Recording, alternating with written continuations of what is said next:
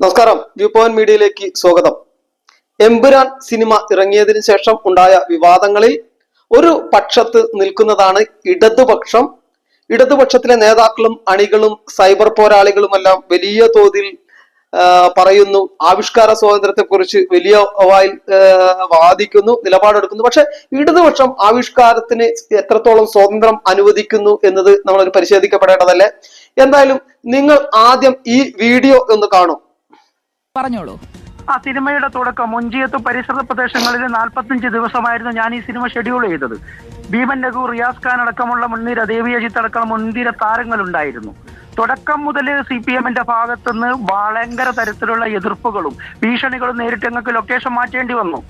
ഒടുവിൽ തൊടുപുഴയിലേക്ക് പോകേണ്ടി വന്നു. അവിടെയും പിന്നെ ലിബർട്ടി ബഷീറുമായിട്ട് ബന്ധപ്പെട്ട് എല്ലാ തിയേറ്ററുകളിലേക്കും ഞങ്ങൾ പോസ്റ്റർ അയച്ചു.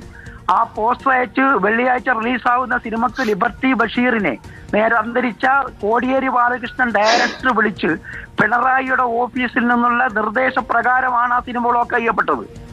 കാരണം എമ്പുരാൻ എന്ന് പറയുന്ന സിനിമയുടെ ആവിഷ്കാര സ്വാതന്ത്ര്യം, ഇത് രണ്ടും സിനിമ തന്നെ ആയിരുന്നല്ലോ. TP ചന്ദ്രശേഖരനെ പച്ചക്കെട്ട് 51 വെട്ടി വള്ളിക്കാട് ടൗണിൽ വെച്ച് നല്ല ഉത്തമനായ കമ്മ്യൂണിസ്റ്റുകാരനെ കൊല ചെയ്തതിന്റെ വേദനയില്ലെന്നാണ് ഇടതുപക്ഷ സഹയാത്രികനായിരുന്ന ഞാൻ ഒഞ്ചിയത്തിനടുത്ത് വള്ളിക്കാടിനടുത്ത് കൈനാട്ടി താമസിക്കുന്ന ആളാണ്. അങ്ങനെയാണ് ഈ സിനിമ രൂപപ്പെടുന്നത്. ആ സിനിമ രൂപപ്പെട്ട് സിനിമ ചിത്രീകരിച്ച് സ്ക്രിപ്റ്റ് ഉണ്ടാക്കി അത് സുഹൃത്തുക്കളിൽ നിന്നൊക്കെ കടം മേടിച്ചു, പല ബന്ധുക്കളിൽ നിന്നും കടം മേടിച്ചു. അങ്ങനെ ഒരു സിനിമ ഉണ്ടാക്കിയപ്പോ ഇവര് കംപ്ലീറ്റ് തിയേറ്റർ ബ്ലോക്ക് ആക്കി. എന്നിട്ട് ഇപ്പൊ പറയുന്ന ആവിഷ്കാര സ്വാതന്ത്ര്യം എമ്പുരാന് മാത്രമല്ല, എല്ലാ സിനിമക്കും വേണം, ഈടക്ക് വേണം, ലെഫ്റ്റ് റൈറ്റിന് വേണം, CP51 വേണം. 14 സർക്കാർ തിയേറ്ററുകളാണ് ഉമ്മൻചാണ്ടി അന്ന് തന്നിരുന്നത്. ആ സർക്കാർ തിയേറ്ററുകൾ റിപ്പോർട്ടർമാർക്ക്, ആ റോഷിപ്പാൽ അടക്കമുള്ള ആളുകൾക്ക് അറിയാം, കോഴിക്കോട് എത്ര ദിവസം ഓടിയ ആ സിനിമ. കിട്ടിയ തിയേറ്ററൊക്കെ 3 ആഴ്ച 4 ആഴ്ച ഓടിയിരുന്നു. ശ്രീ മൊയ്തു താഴത്ത് 2015 ഈ സിനിമയുടെ റിലീസ്, ഞാൻ എന്റെ ഓർമ്മ ശരിയാണെങ്കിൽ 2015. ഇപ്പോൾ 10 വർഷമായി. 10 വർഷം പിന്നിട്ടിരിക്കുകയാണ്. അപ്പോൾ അന്ന് ഈ വടകരയിൽ Kerala coir movie house management അന്ന് പിന്മാറിയത് ടിക്കറ്റ് മുറിക്കില്ല എന്ന് തിയേറ്ററിലെ തൊഴിലാളികൾ പറഞ്ഞുകൊണ്ടാണ്. അതായത് കേവലം തൊഴിലാളികളാണ്. തൊഴിലാളികൾ എന്നുള്ളത് തിരുത്തണം, CITU തൊഴിലാളികൾ. അപ്പോൾ ആ രീതിയിൽ വരെ ഒരു സിനിമ എന്ന കലാരൂപത്തെ കലാരൂപമായി കാണണമെന്ന് ആഹ്വാനം ചെയ്യുന്ന, പഠിപ്പിക്കുന്ന ആളുകൾ അന്ന് ചെയ്തത് എന്താണ് എന്നതുകൂടി കേരളം ചർച്ച ചെയ്യേണ്ടേ എമ്പുരാനോടൊപ്പം? സുജയ, താണക്ക് ഞാൻ താമസിക്കുന്ന വാടക വീട്ടിൽ നിന്ന്, ഫ്ളാറ്റിൽ നിന്ന് എന്നെയും പിഞ്ചു കുട്ടികളെയും അർദ്ധരാത്രി 1 മണിക്ക് ഇറക്കിവിട്ട ഫാസിസ്റ്റുകളാണ് ഇപ്പോൾ ആവിഷ്കാര സ്വാതന്ത്ര്യത്തെ കുറിച്ച് സംസാരിക്കുന്നത്.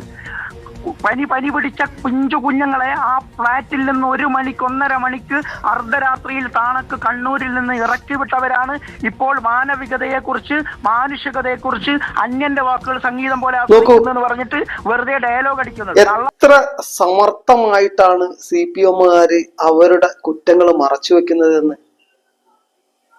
ഒരു കാലഘട്ടത്തിലും അവർക്കെതിരെയുള്ള വിമർശനങ്ങളെ സഹിഷ്ണുതയോടുകൂടി നോക്കിക്കണ്ടിട്ടില്ല. മാത്രമല്ല, അവർക്ക് അപ്രമാദിത്വമുള്ള ഇടത്ത്, അവർക്ക് വലിയ സ്വാധീനമുള്ള ഇടത്ത് മറ്റ് കാഴ്ചപ്പാടുകളെ, മറ്റ് രാഷ്ട്രീയ പ്രസ്ഥാനങ്ങളെ പ്രവർത്തിക്കുവാൻ പോലും അനുവദിക്കാത്ത ഒരു സംഘടനയാണ് CPM. അവരുടെ പാർട്ടി ഗ്രാമങ്ങളിൽ മറുത്തൊരു വാക്ക് പോലും പറയാൻ സാധിക്കാറില്ല. തൊഴിലിടങ്ങളിൽ പോലും വലിയ തോതിൽ മറ്റ് ആളുകൾക്ക്, മറ്റ് പ്രസ്ഥാനങ്ങളിൽ വിശ്വസിക്കുന്ന ആളുകളെ അവർ അടുപ്പിക്കാറില്ല.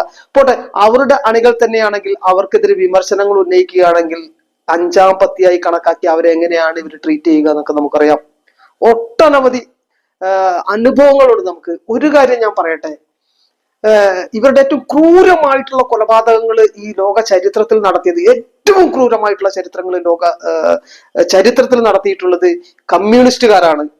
ഹിറ്റ്ലറെക്കാളും കൂടുതൽ ക്രൂരത നടത്തിയത് സ്റ്റാലിനാണെന്ന് പറഞ്ഞാൽ നമുക്കത് നിഷേധിക്കാനാവില്ല. രണ്ടാമത് ഒരു കാര്യം കൂടി നിങ്ങൾ ഓർക്കുക. ഈ സ്റ്റാലിന്റെ കാര്യത്തിൽ പറഞ്ഞപ്പോ, ഈ സോഷ്യൽ മീഡിയ കൈകാര്യം ചെയ്യുന്ന ആളുകളായിരിക്കും യൂട്യൂബിൽ എന്റെ വീഡിയോ കാണുന്നത്. നിങ്ങൾ ഗൂഗിൾ സെർച്ച് ചെയ്യുക, ഗൂഗിളിൽ ഹോളോടോമർ എന്ന് അടിച്ചു കൊടുക്കുക. ഹോളോടോമർ, ഞാൻ പറഞ്ഞുകൊണ്ട് എന്താണ് ഇതെന്ന് നിങ്ങൾ അറിയണ്ട. ഹോളോടോമർ എന്ന് അടിച്ചു കൊടുക്കുക.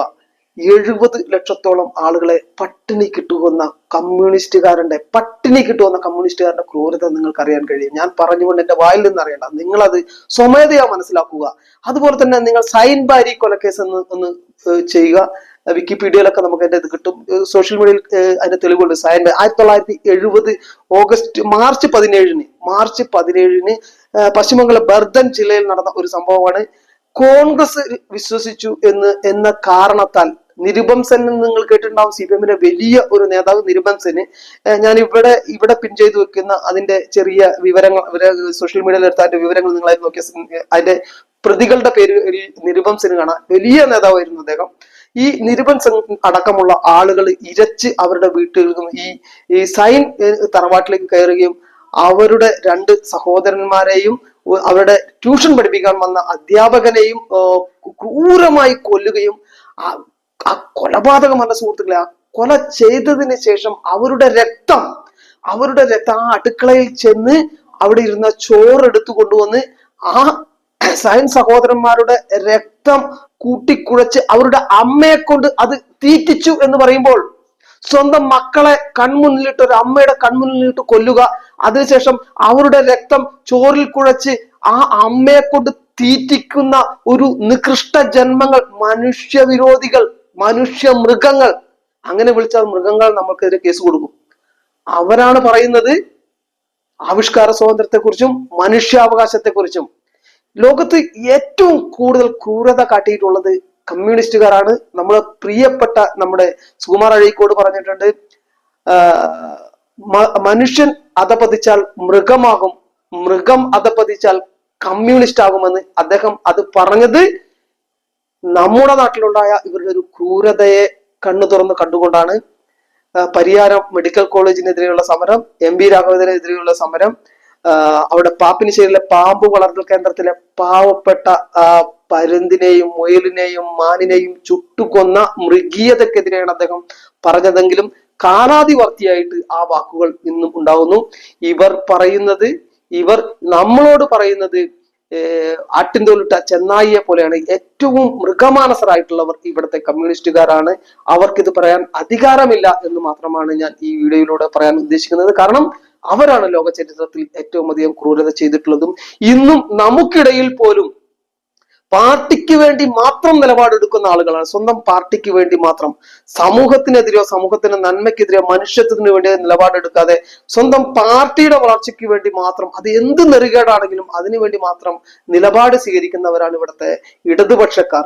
അവർക്ക് മനുഷ്യാവകാശത്തെ കുറിച്ച് പറയാനില്ല എന്ന ഒരു വാക്യത്തോടു കൂടി നിർത്തുകയാണ്.